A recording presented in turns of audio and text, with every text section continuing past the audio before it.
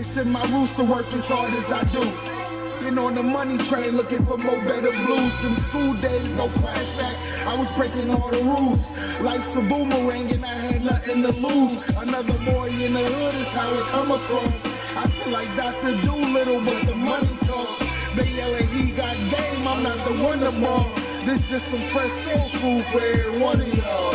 Yeah.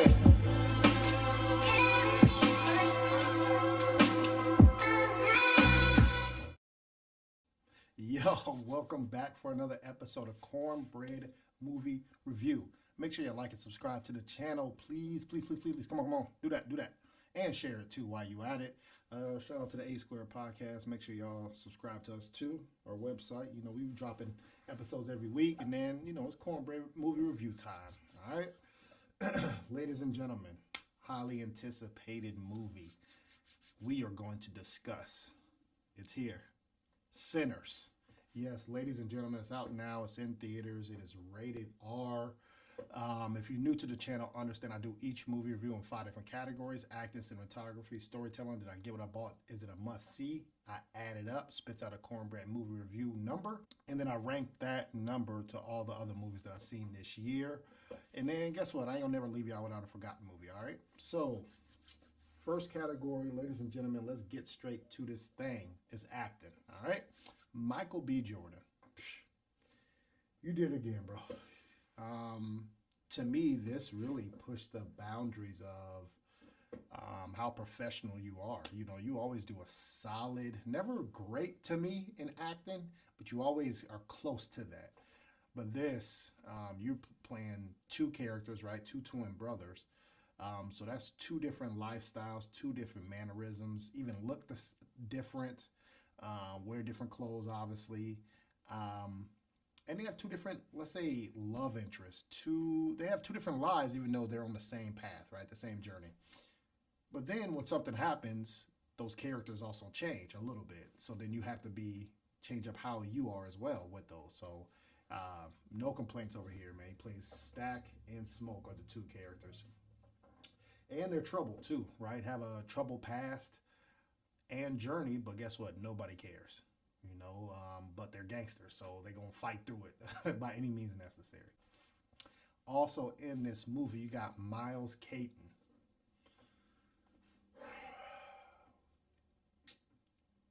My man plays Sammy. Sammy, in real life, is like an R&B singer, but in this movie, he plays a blues artist. I think when he got the script, all it said was cook. That's all the script said.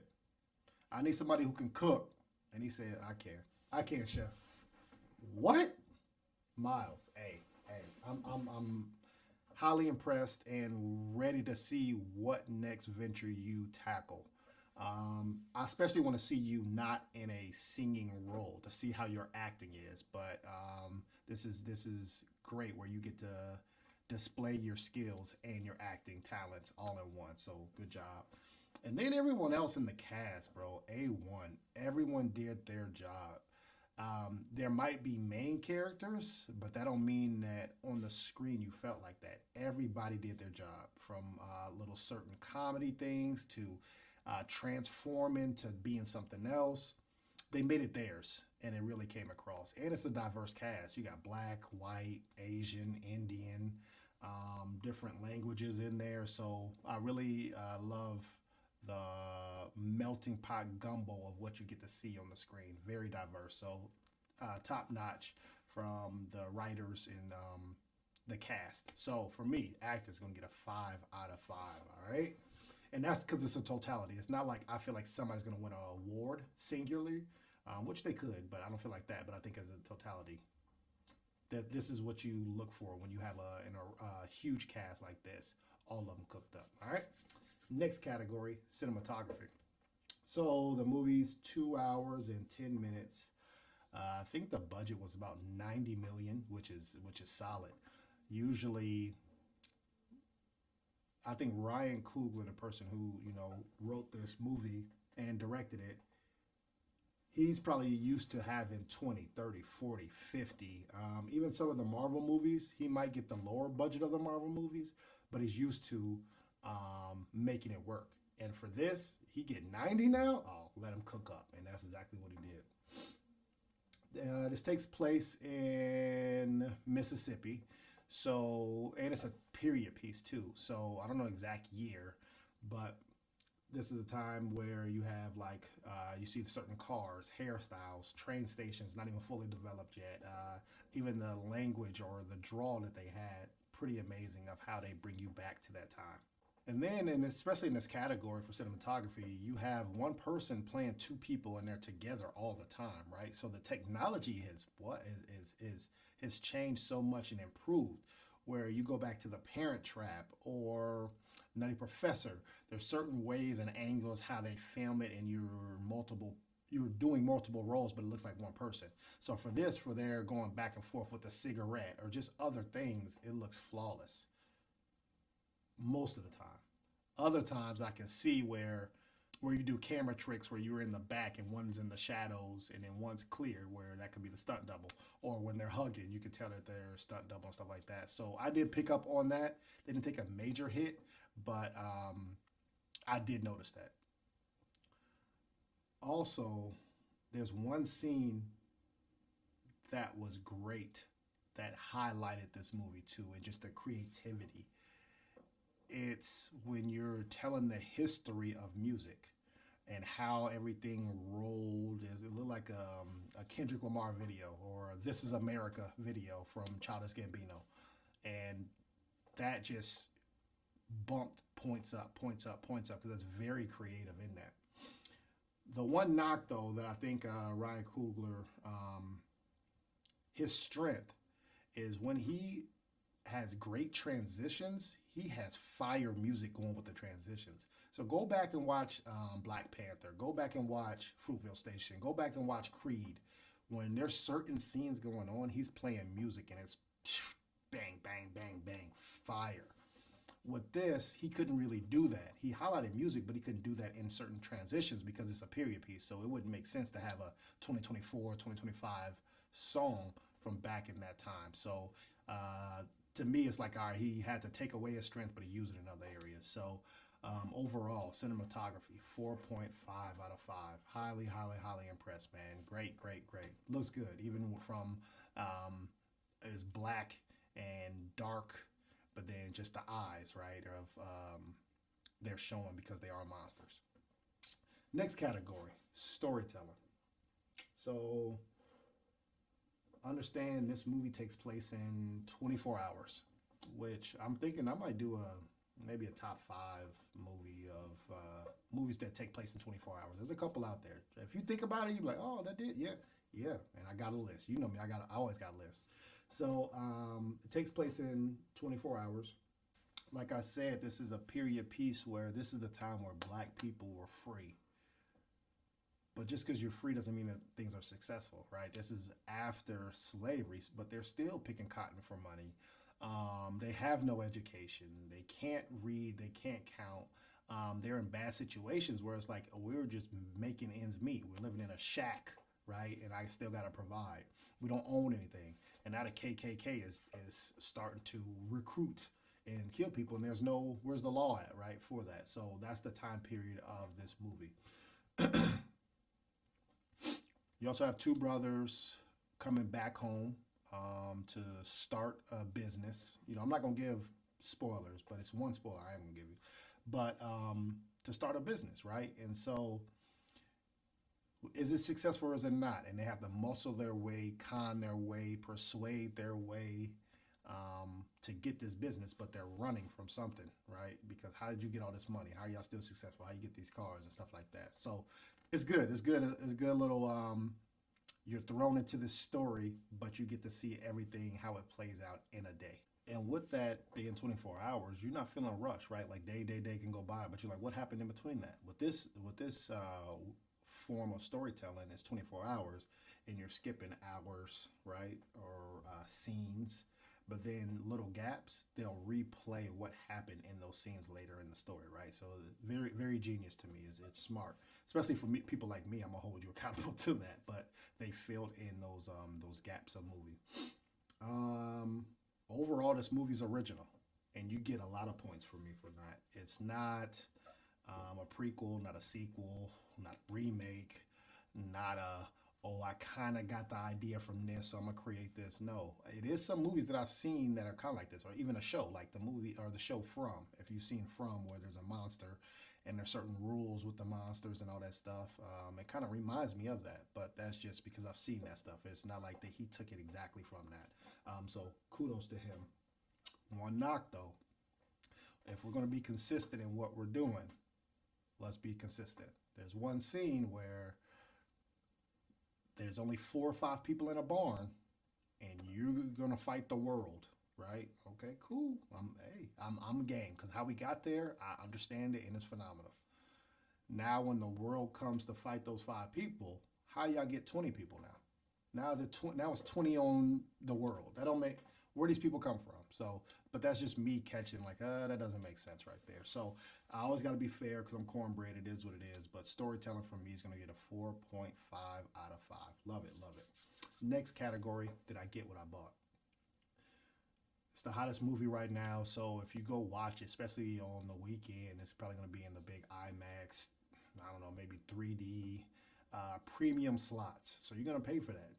I'm sure you're going to pay anywhere between 15 to 20, $30 for that ticket. I understand it is high, especially with everything going up, but I think it's worth it. You're going to be highly impressed. It is a horror adventure, but it's bigger than that. Yes, there's some horror scenes. Yeah, there's some violence, and there's some sex and all the other stuff. It is rated R, but I think this is a movie that pay attention, bro. This might be a movie that you need to see twice because I'm sure I missed everything. Or I didn't catch certain things in watching this. Some additions I wasn't expecting is you got some black comedy. I would say regular comedy, but certain things black people know or say that's pretty funny. So you get that. Also, this is blues. What you get? Man, they cook up in this movie, man. That's an extra addition to. Man, I love the blues. I love the feel when I'm watching. I love seeing just minorities have a good time and make something that's theirs. So it hits hard. And what are sinners, bro? From this movie, you look at it as what is the sinner? Is it the murderer? Is it the alcoholic? Is it the person who cheats? Is it the KKK? Is it the music that makes you a sinner, right? So there's everybody's a sinner, air quotes, in this, but does it matter? Or are there pros and cons for each sinner? So it's always good to think about things like that. So hella subliminal religious undertones in this movie as well. So it's always this movie was more than what I expected. So did I get what I bought? Absolutely. Go, man. What? Come on, man. I'm excited. I want to see it again. So did I get what I bought? 5 out of 5. All right. Last category, is it a must see? So this movie is a conversation starter. It invokes thought. And I think whoever you go see this with, start those conversations. And let's say you want to go see it by yourself. I see a lot of movies by myself. Call somebody else who's seen it and get those ideas off and then see what they saw and then see if you guys come up with the same solution or, oh, I didn't think of that. After watching this movie, you'll be like, this is like how Jordan Peele used to be with those movies. You know, when you watch Us or Get Out, that's the type of feel that you're getting. There is one end credit scene, so make sure y'all watch. Stay to the end. After the credits, there's an end credit, all right? So a lot of people left the theater, so just FYI for that. This is one of the spoilers that I promised you I am going to give. So if you don't want to see the spoiler, fast forward maybe 30, 45 seconds, all right? One thing that people are not seeing of one thing that I caught and that I loved is the devil, right? The evil, the vampire, is hunting, looking for people. I see what you need. I see what you need. I need to kill you and get your power, get your power. They only ran from the Indians. And I love that. right? Where the Indian, it don't matter what you could promise us, we don't trust you. Matter of fact, we want to hunt you to kill you. They're not playing the victim or playing the scared role. They went on attack. And that's one thing I think I've not heard other people say that I loved about it, man. So shout out to the Indians, man, the true native people of America. So I really love that. All right, now we back. That's my spoiler. But one question I ask people too is whatever makes you you, right? Like what your being, the one thing that you put on the paper of, and somebody says, describe you in, or what's your favorite thing in one word, one line. Could you give that up for something, right? It could be for religion, it could be for health, it could be for future, whatever that is. Would you give that up? And a lot of people that I know, I ain't even gonna tell you their answer. I'm not even gonna tell you mine because I want to know. Write it in the comments. Let me know if you would give up the one thing that makes you you for something, right? And there's only one Cornbread. Don't ever disrespect, man. No, I love Cornbread in this movie, man. But for me, is it a must see? A 5 out of 5, no doubt. So today, Sinners receives, drum roll, Cornbread's 2025 first 5 out of 5. Yes. Make sure you check out the other 2025 movies. I'm gonna start adding to the list as well. You know, life be happening, man. So hope you really enjoy that review of it. Now I'm gonna give you a forgotten movie, right? It's a movie that you forgot about, never heard of. You definitely need to double back. And today, ladies and gentlemen, this movie came out in 1985. Yeah, you heard me right. 1985. And that movie is The Color Purple. That movie is PG-13. It's a drama, historical drama as well. You have Oprah Winfrey. You have Whoopi Goldberg. It's a heavy watch, but it's classic. So many classic movies, so many quotables. If you ain't seen Color Purple, I don't know what's going on. Yeah, there's been some remakes, musicals, and all that. Hey, all that's fun and kiki and ha-ha. Go see The Color Purple first, and then you can go see those things. So make sure y'all like and subscribe to the channel. Make sure you share it too, please. Sinners, Color Purple, and I'll be back next time. Holla at your boy.